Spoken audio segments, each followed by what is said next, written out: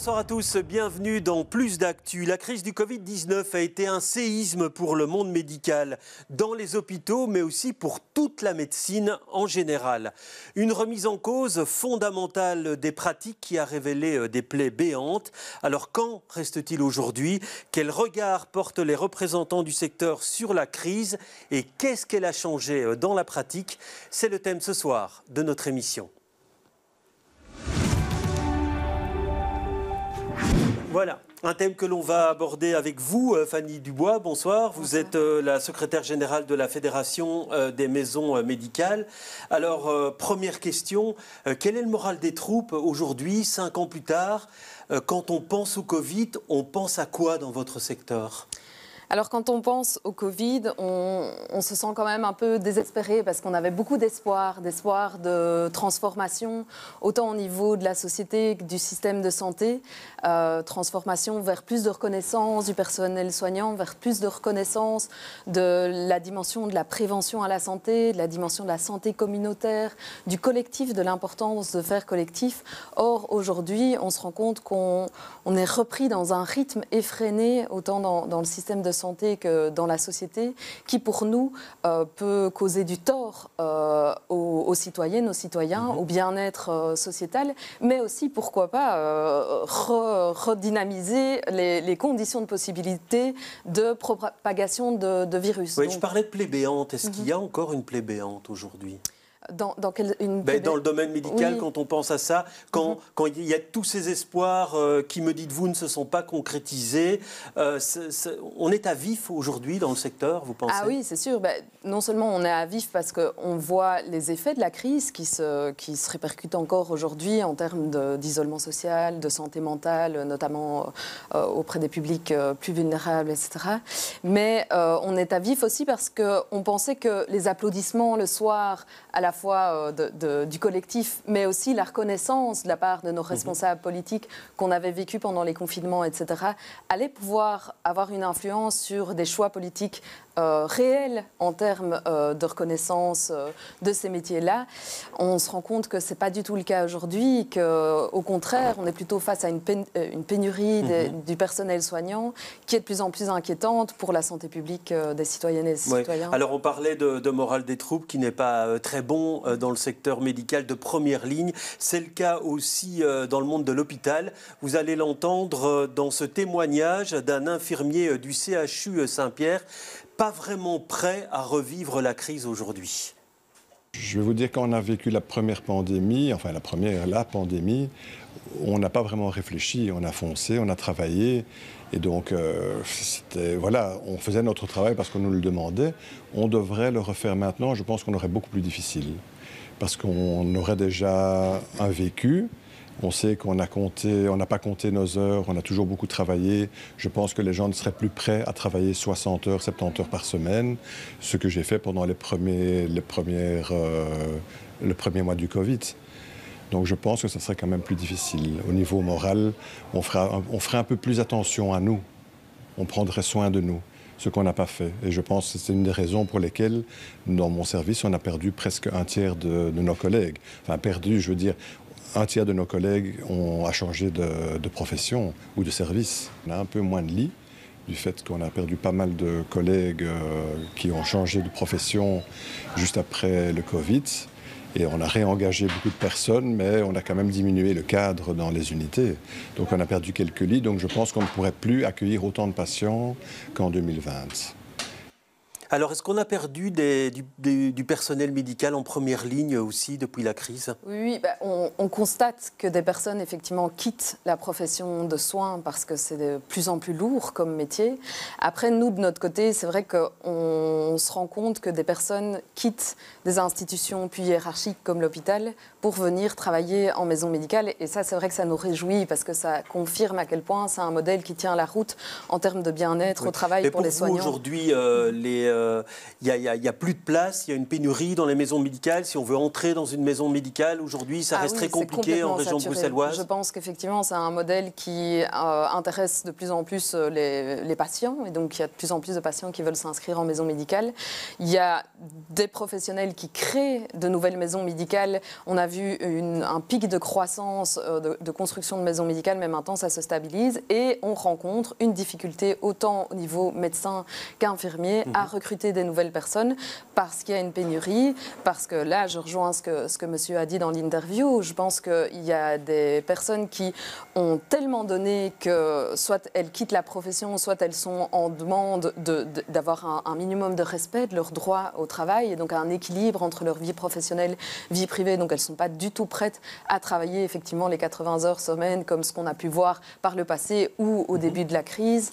Ça, c'est un fait réel et qui nous inquiète. Mais je pense que raison de plus que pour repenser le système de santé pour faire en sorte que ces personnes puissent être entendues, reconnues, qu'il y ait une réelle concertation sociale avec ces professionnels de terrain. Or, aujourd'hui, le contexte politique actuel ne démontre pas ce genre de posture. Oui, et donc pour vous, il y a contradiction quand on entend le politique dire il faut absolument ne plus se précipiter en urgence, mais aller chez son généraliste. Quand on voit le nombre de patients que vous avez, c'est quasiment plus possible à certains moments pour certains patients. Tout à fait. Alors, le problème, c'est que comme on est quand même encore dans un système de santé qui est plutôt organisé de façon très curative, donc au sens de la gestion de maladies, plutôt que de la prévention à la santé, c'est vraiment un référentiel culturel très très différent.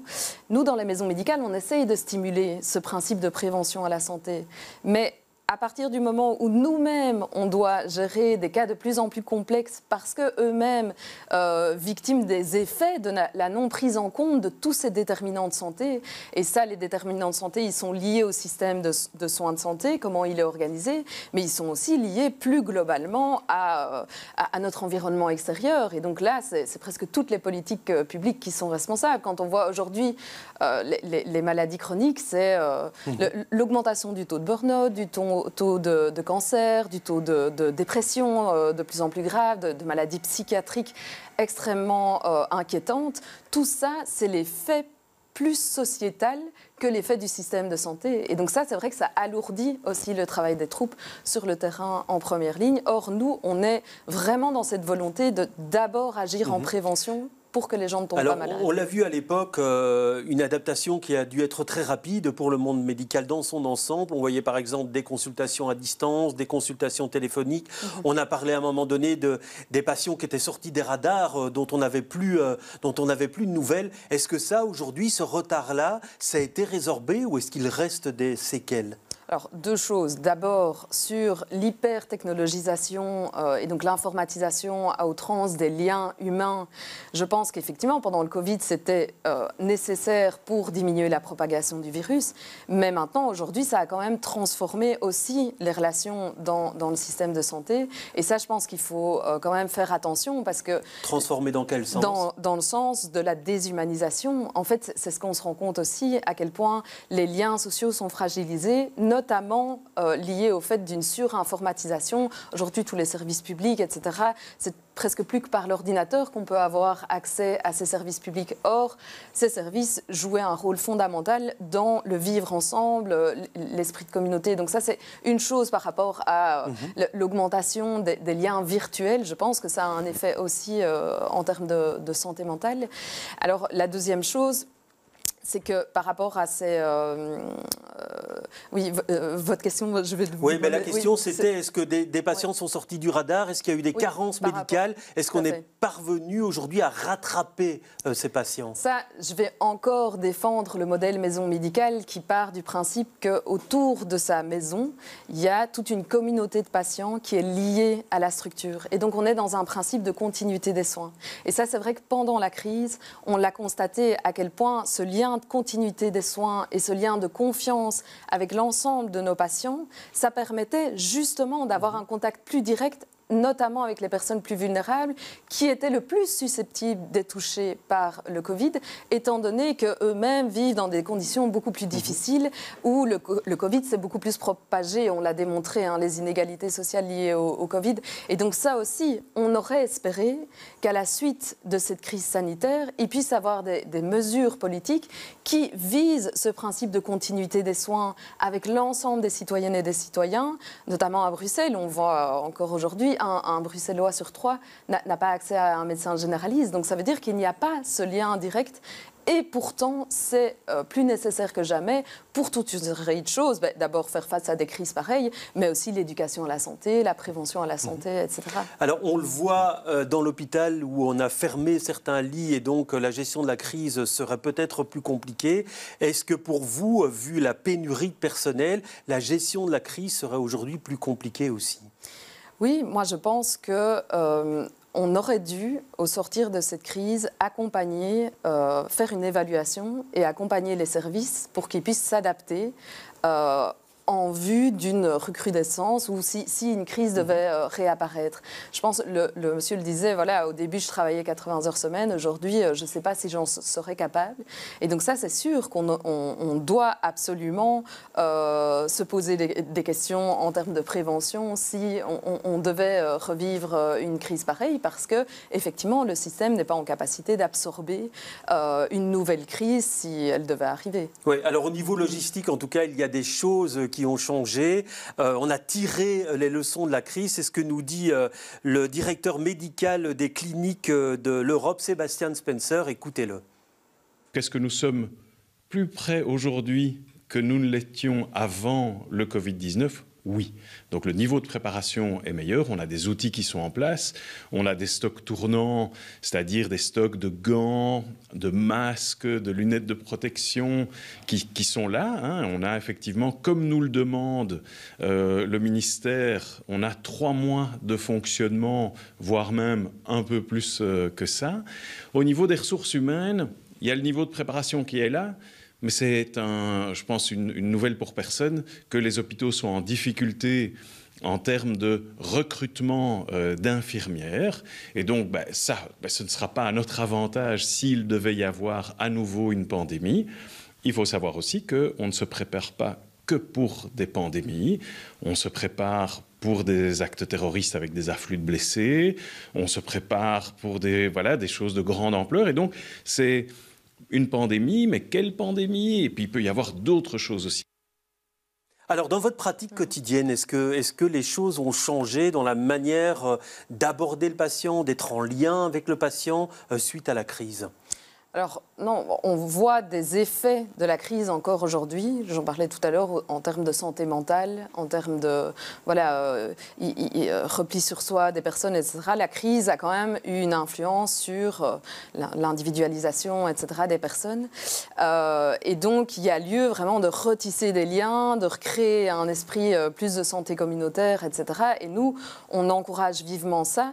Parce que, comme je l'expliquais, on constate à quel point le fait que l'informatisation des liens humains ait augmenté avec le télétravail, avec la fermeture de certains services, ça a une influence sur les publics. Et donc, nous, dans nos maisons médicales, comme on est encore un peu ce dernier accueil, alors on n'est pas les seuls, il y a aussi tout le secteur associatif, les plannings familiaux, les centres pour personnes toxicomanes, etc. Mais c'est vrai qu'on est quand même un peu ce dernier lieu d'accueil humain et on veut affirmer avec force ce lien humain, le fait qu'on veut faire du travail psychosocial, pas derrière un écran d'ordinateur, mais justement pour sortir les personnes de l'isolement, pour faire de la prévention. On pense aux problématiques, le monsieur parlait d'autres problématiques auxquelles on doit faire face, je ne sais pas moi, le harcèlement scolaire, l'augmentation de maladies chroniques qui, effectivement, avec la société qui évolue aujourd'hui, sont de plus en plus inquiétantes et le personnel de première ligne, parfois, se sent complètement impuissant par rapport à ces problématiques. Alors, ce qu'on a souvent pointé du doigt pendant la crise, c'est le nombre de ministres compétents en matière de santé. Ils étaient nombreux. Ça n'a pas facilité la gestion. Et selon certains, la question, elle est toujours pendante aujourd'hui. Écoutez, à ce propos, Charlotte Martin, c'est la chef de service des maladies infectieuses à Saint-Pierre. Il y a des choses quand même où je trouve qu'on n'a pas énormément évolué, plutôt en termes de pyramide décisionnelle, de lasagne institutionnelle.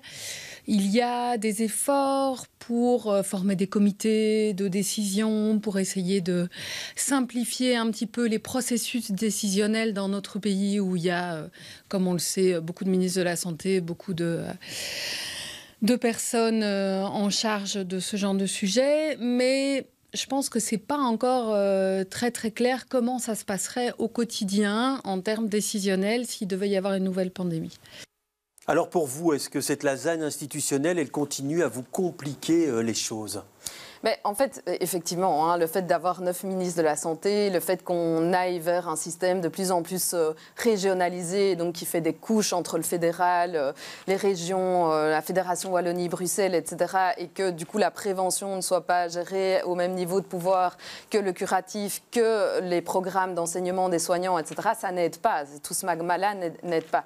Par contre, je pense quand même qu'il y a un enjeu à maintenir une forme de démocratie sanitaire. Et donc que la concertation sociale entre les acteurs du système de santé puisse être préservée justement pour que les responsables politiques ne prennent pas des décisions qui vont totalement à l'encontre des réalités, des problématiques vécues sur le terrain. C'est le cas, selon vous ? Ah oui, moi je pense qu'aujourd'hui, le gouvernement Arizona, en tout cas de ce que j'ai pu lire dans les déclarations de politique générale, alors évidemment en santé, on a l'espoir d'avoir un ministre qui a quand même un minimum de conscience de santé publique, mais il va quand même devoir faire face à des familles politiques qui ont plutôt une ambition économique en tête, donc de faire des économies dans le système de santé, ou voire même d'utiliser l'argent de la sécurité sociale en santé. Ce que répond le gouvernement, c'est qu'il n'y a rien encore qui a été décidé, et donc il y a des procès d'intention. Il y a de l'inquiétude aujourd'hui dans le secteur. Énormément d'inquiétude. Moi, quand j'entends, et ça s'est dit au Cairn, donc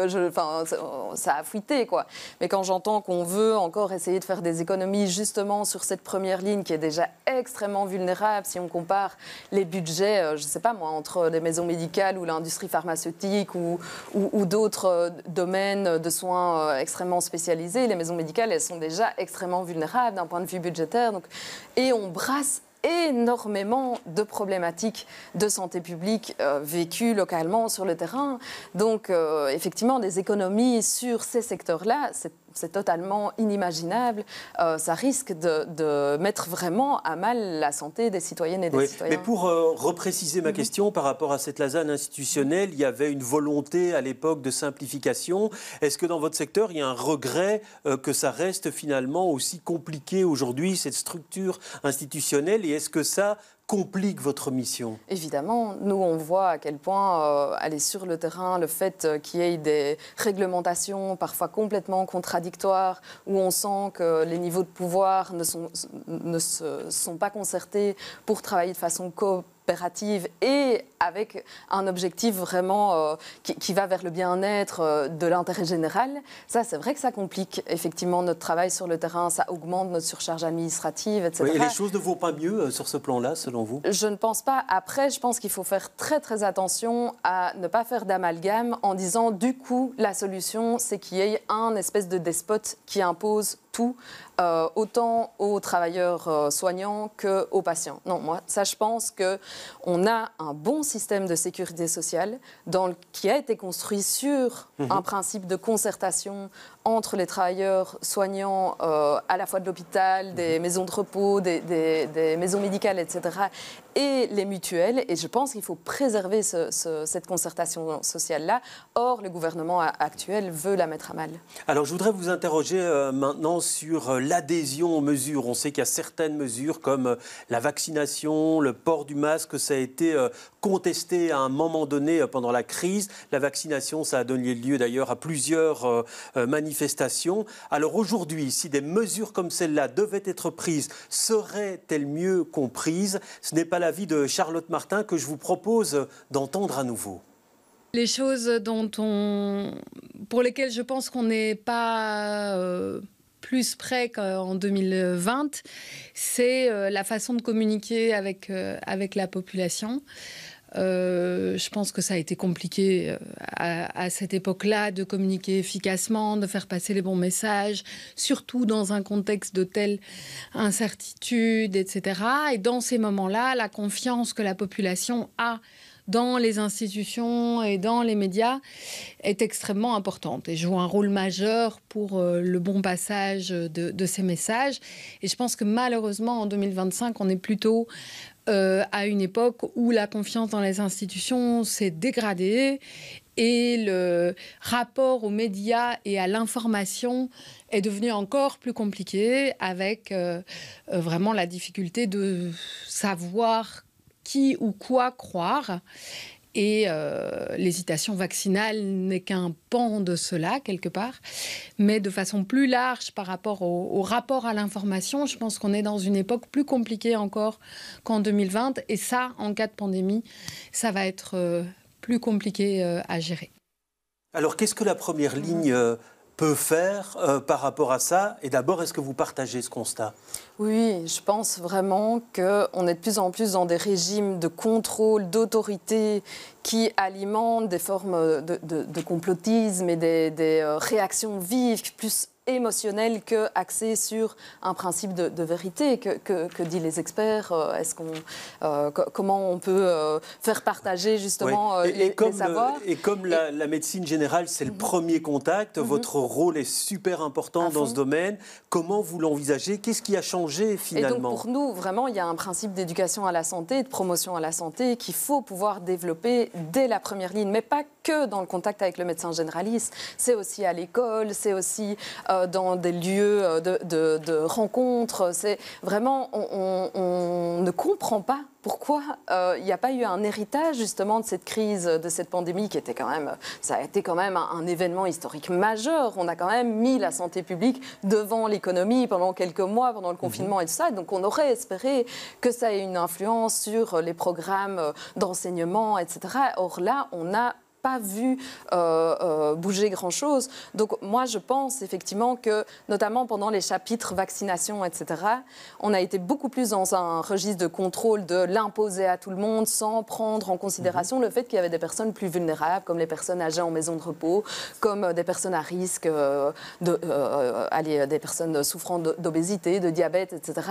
Et on l'a imposé à tout le monde, alors que déjà là, par exemple, le public des jeunes était confiné, était dans ce besoin de s'ouvrir à l'extérieur. Et donc, les personnes qui ne se sont pas vaccinées ont été discriminées parce qu'elles n'avaient pas leur Covid safety. Et quand vous dites pas d'héritage, ce sont des mots très durs. C'est comme si on n'avait rien appris de la crise. Vous en êtes là aujourd'hui dans votre réflexion? Alors, peut-être qu'on peut nuancer les propos. Je pense quand même qu'il faut pouvoir mettre en lumière que la pandémie a pu démontrer à quel point la santé publique, la responsabilité collective dans ce genre de propagation du virus, etc., elle était essentielle.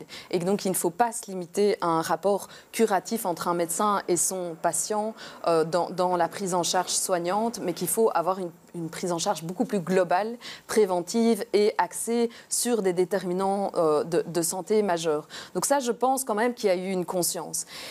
Mais cette conscience, elle est plus de l'ordre culturel que des actions politiques courageuses qui permettent d'avoir des redistributions budgétaires dans le système de santé qui renforcent justement la première ligne de soins, qui renforcent des programmes de prévention à la santé dans les écoles, Voilà, ça, je pense qu'à ce niveau-là, en tout cas, moi, je n'ai pas perçu énormément de choses en termes de réaction on va mettre ça en place. Ils ont raison de le dire, le matériel, etc., c'est vrai. Ça, on est bien lotis, on connaît les règles pour que le virus ne se propage pas. Mais en termes d'éducation à la santé et de rendre vraiment les citoyens plus autonomes, donc être plus dans un principe d'autonomie de la santé que de contrôle social, ça, je pense qu'on n'a pas alors, avancé. dernière question, puisque tous les spécialistes le disent, le risque d'une nouvelle pandémie est loin d'être exclu, il est même probable. Pour vous, ça provoquerait une situation aussi difficile que celle qu'on a connue en 2020? Oui, c'est sûr. Moi, je pense que demain, si on veut agir de manière préventive, il faut agir aussi sur l'environnement, puisque c'est une zoonose qui a fait passer ce virus de l'animal à l'être humain. Et donc ça, je pense que demain, il faut absolument qu'on agisse sur cette dimension-là de la santé pour prévenir ce genre de pandémie. Ouais. Voilà, ben merci en tout cas d'être venu expliquer votre ressenti sur le plateau. Plus d'actu, c'est terminé pour ce soir, mais je vous retrouve demain soir. Très bonne soirée à tous.